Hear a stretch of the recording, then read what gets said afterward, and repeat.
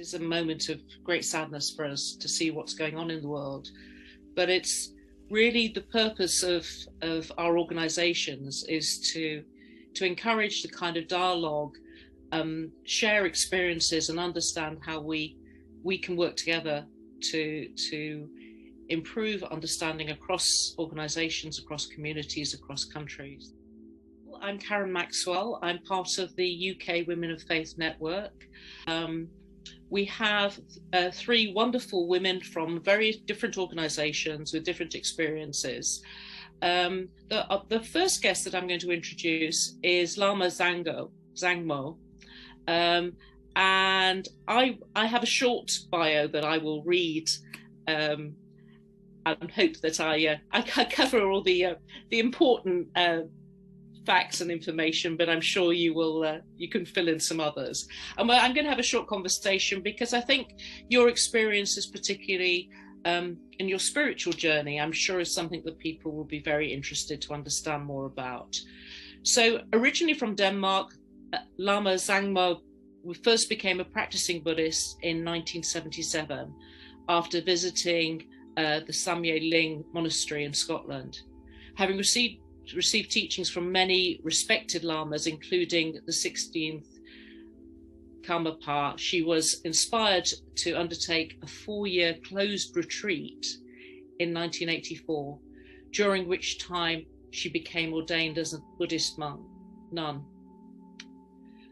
2 further retreats followed, bringing the total number of years Lama Zangmo spent in retreat to 11.5. During the latter part of this time, Lama Zangmo served as the retreat teacher. When the Kagyu Samye Dzong, I probably haven't pronounced that correctly, so help me with that, when that opened in London in 1998, she was asked to run the centre. The centre has flourished under her guidance and has established itself as a very important centre in the capital for Buddhist teachings, for meditation and related activities. The centre welcomes people of all faiths and of none. In recognition of her tireless and joyful service to the Tibetan Buddhist teachings and helping others, she became the first person in the UK to be granted the title of Lama in an amazing, heartwarming ceremony. This is a very special privilege, I understand. So we're going to hear a little bit more about that in a moment. So Lama Zangmo, may I first of all welcome you, and I'd just like to really understand a little bit more about your what drew you to become a Buddhist nun, because it is unusual. It's probably something that not many of us have direct experience of. So in terms of your question of becoming a nun, to be honest with you, I never imagined myself becoming a nun when I entered the Buddhist path. It was the furthest thing from my mind. So I came to Samye. I was 25 years old at that time, and I just knew I wanted to study the Buddhist teachings because they made so much sense to me. It was so much sanity in the teachings that I found. I felt I could understand what they were talking about, and I felt that these teachings could really benefit me. So I came to Samye as a layperson, and as I said, never really thought of becoming a nun. And then the opportunity in Samye arose of this first 4-year retreat that Akong Rinpoche started in Scotland. And I joined the retreat. And 1 year into the retreat, I suppose as a result of the practice and all the contemplation that we did, it became clear to me that was what I wanted to do. And just to explain a little bit, it was actually not a matter of making a decision for me. It was not something like you could say, oh, am I going to become a nun? Or am I going to become a lawyer? Or am I going to become a nurse, a doctor? It was a matter of, for me, it felt like I was in a tunnel and I'm standing at this point in the tunnel, and I have a choice of either staying where I am or moving forward or going back. And moving forward was simply becoming a nun. There was no other path for me, because you don't want to go backwards. You don't want to stay where you are in terms of your own development. So I'm talking about your mental development or your spiritual path. So it did not feel like a choice. It felt like that was simply my path. That's maybe the only way I can explain it. I think that's very clear. I think I like the way you talk about moving forward. I think we would understand that. I think there is that sometimes you connect with things, you can't really necessarily explain them, but and what you're saying is that that's kind of what happened for you. And I love the way you say there wasn't a choice. It was a sort of emergence. So that's very interesting. I think the other one of the other questions I'd like to sort of ask you about was you spent 11 and a half years, I believe, in retreats. I'd be interested to know what did you find to be the most challenging and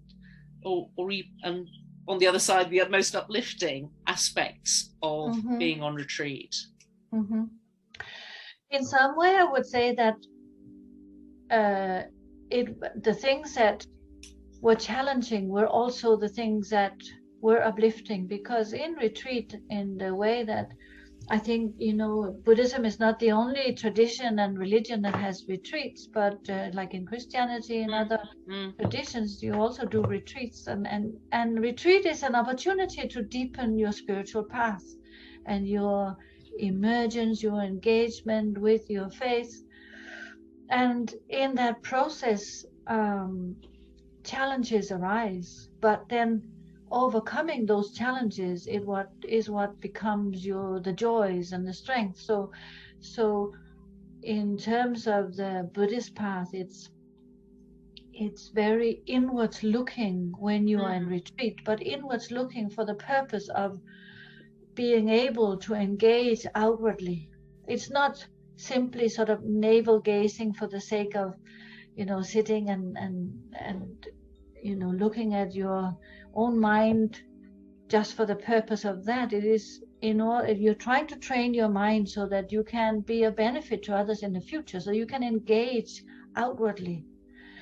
And in that process of looking inwards at your own mind, you see your own weaknesses, you see your own difficulties. You have to come face to face with whatever obstacles arise in that process, and dealing with those obstacles is the path, really. And as you work through those obstacles, they become your strength. It's like you're transforming your difficulties. So in a sense, that becomes the joys of the path, you could say.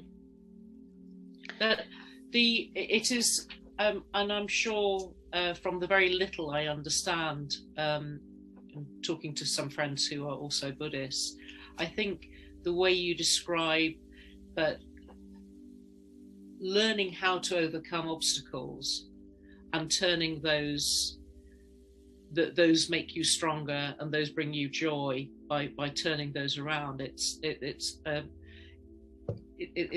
very, very warming to hear that. Again, apologies if because I don't understand enough about the if you like the process of retreat. Are you helped by? Are you sort of mentored by people on your during that time? Very much so. Yes, you have a retreat master. Yep.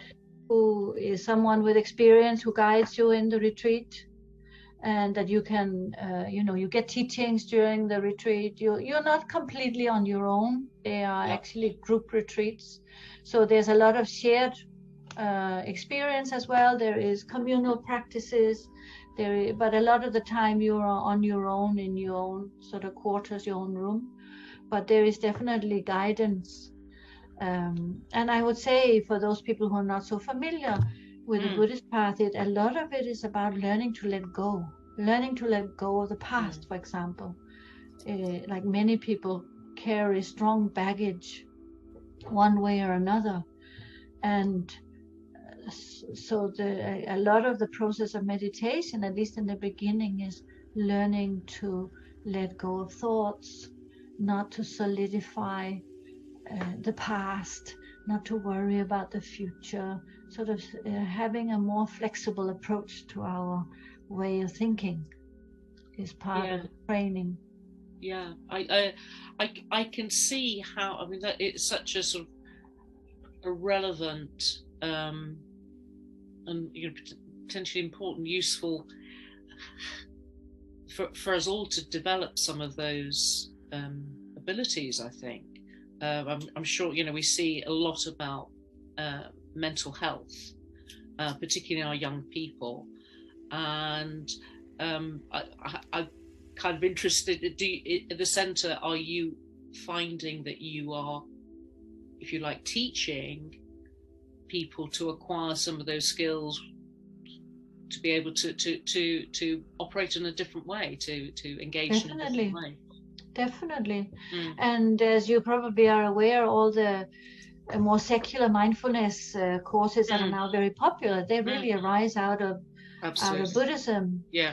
And the basic steps of Buddhism is learning, becoming more familiar with the process of the mind. It is quite different in that way from other faiths, in that it is not based on a belief in an external God, but there is still strong emphasis on faith in Buddhism, maybe more like faith in our own potential, you could say, in our potential for change, and in our own inner purity that is seen as being obscured by a lot of sort of temporary obscurations. Right. And the process of meditation is allowing that to come out. Yes. But yes, definitely in terms of training and courses, I would say that meditation can help anyone free themselves from depression or anxiety or stress or some of the mental health problems that we see a lot in the West. Is a lot of it comes from a wrong way of thinking. Yes, and I think us being maybe bombarded or overwhelmed by sort of information coming from reactions and people's behavior from all over. So we are kind of, I think a lot of young people are overwhelmed by that, and it does feel like that that approach that you were talking about, and that journey could be very powerful for a lot of people, whether they take it formally as part of a becoming a Buddhist, or even just learning from those skills. So it must be a wonderful opportunity to be working with people and helping them on that journey.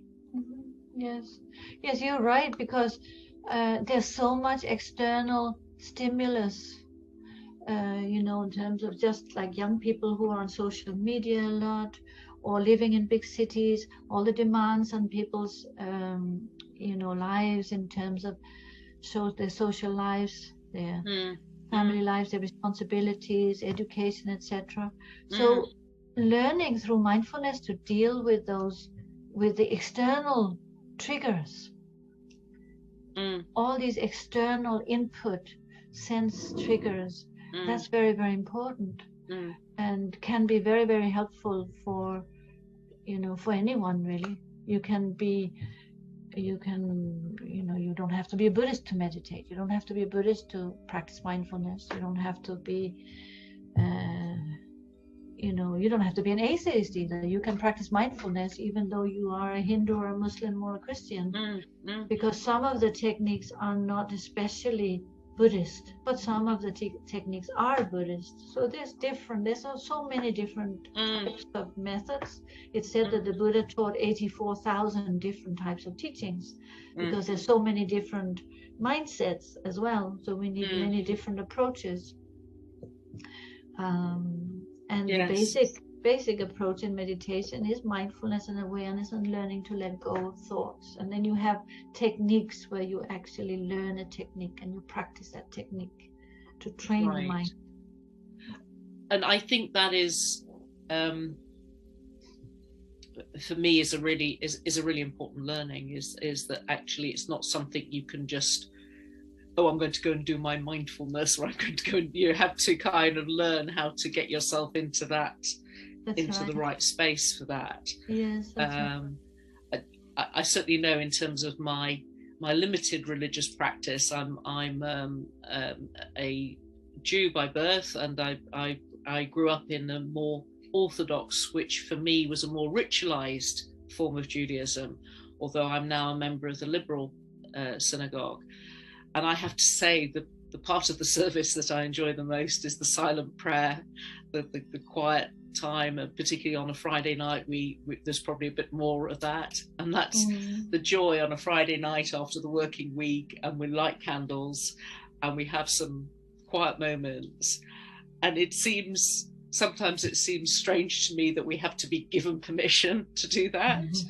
But maybe that is something we need to think about. How do we help people to build that quiet time into their lives? Build some inner confidence in how our mind works is really important, and that's something that's very ignored in the West. It's now becoming more acknowledged, but the fact that we spend so much time in general education, we are very happy to spend 7 years to become a doctor or a dentist or whatever it takes, or an artist or playing a piano. We take a lot of time and a lot of exercise, doing the scales every day. But when it comes to our mental activity, our emotions, we're actually quite unsure. And of course, there's nothing tangible there to really look at. But there is ways to train the mind and to change our habits and our ways of thinking, and to understand how the mind works and how the emotions arise, and that it is possible for us to develop positive, good habits, positive ways of thinking, positive emotions, rather than negative, painful and harmful emotions. And it's something we can learn.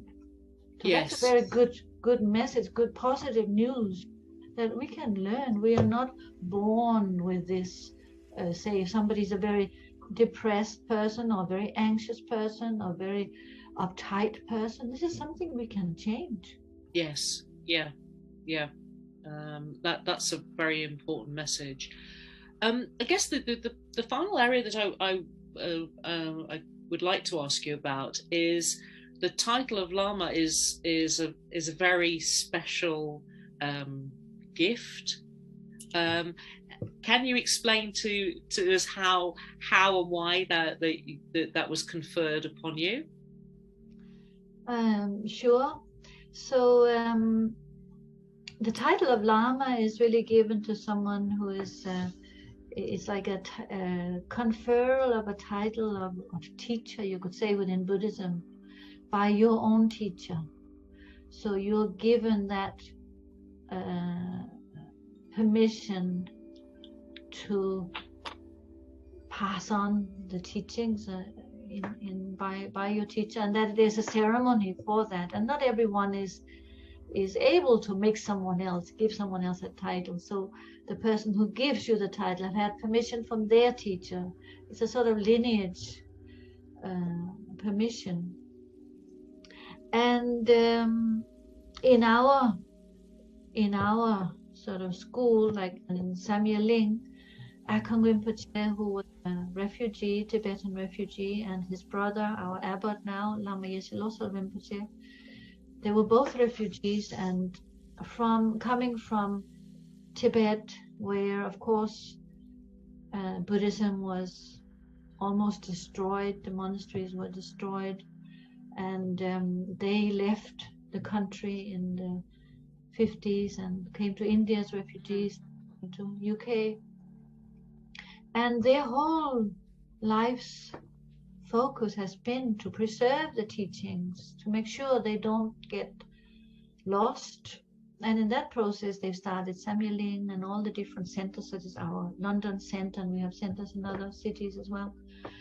And as part of that is training people, because of course it's not only buildings, but it is also it is people who have to carry the teachings on. And so in that process, they felt that they wanted to make some people within who have trained and who've studied and who have practiced, so spent years in retreat and who were monks and nuns, to give them that title of Lama. And that happened to us in 2001. So yeah, I don't know what else really to say about it, but okay, well, no, yes, maybe what's important in this context is that 3 of the 4 people who've been given the title of Lamas, they're women. Oh, they are, right. That was going to be my final question, because obviously for us, many of us are parts of faith organizations where women don't tend to take the leadership roles, if you like, the influential roles, and obviously we're working hard to change that. But it's wonderful to hear. So have those have all happened in the last, what you're saying, 20 years? Yes. Yeah. And I think that's really important within, in the West. I think it's important to also for women here in the West to see and to be able to meet women, female teachers. I think that's really healthy, and also to see that, within Buddhism this is happening, this is possible. And I can certainly say within Samye, there's no difference whether you are male or female, monks or nuns, lay people, male or female. Everyone receives the same teachings and the same situation. Well, that's a very important lesson and example for us as well, because I think many of us would recognize that some of the prejudices against women and suppression of women permeates a lot of society, and it's wonderful to hear that within the Buddhist community that is not the case. So